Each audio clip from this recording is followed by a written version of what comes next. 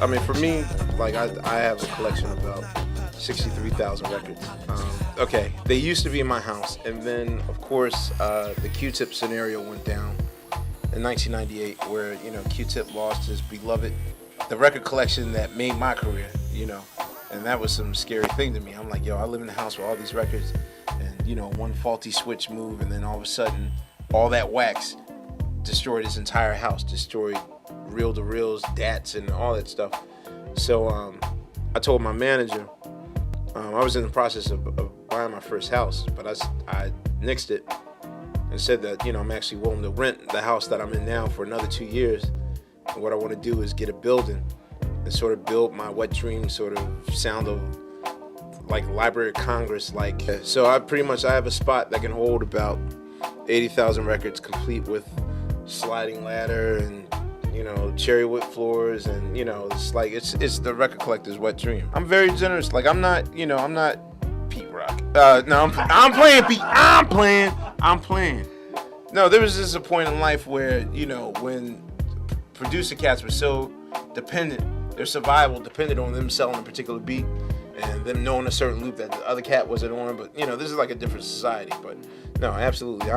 I show it off all the time. If you want to listen to records, want to make a copy or whatever, you're more than welcome. So, well, I do want to alert the people that a lot of people have been asking, like, well, why don't you do liner notes anymore? Because I used to be very anal retentive with, like, the liner notes were almost in volumes more than the William T. Vollman book that we took the title from, which itself is like a 17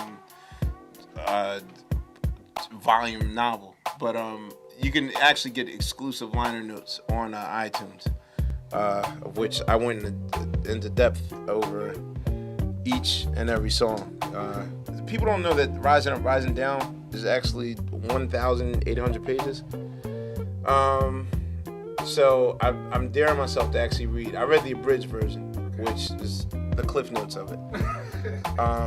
I'm trying to get through this right now. No, it's actually a lighthearted book.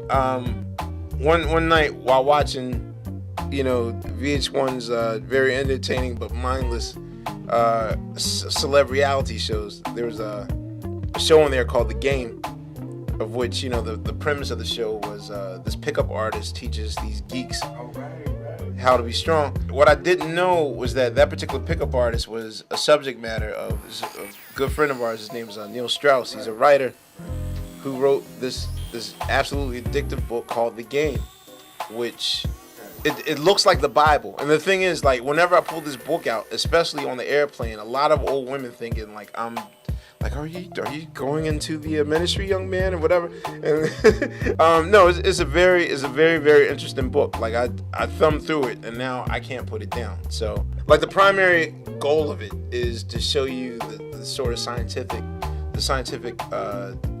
psychological method to how people socialize with each other. There's almost a science to it that I can't even explain, of approaching and talking to people, to the point where you can do it like the back of your hand. So I'm studying that because I'm a master manipulator. See, you're gonna rising down in stores, rising down in stores. See, snap my fingers. Okay, thank you.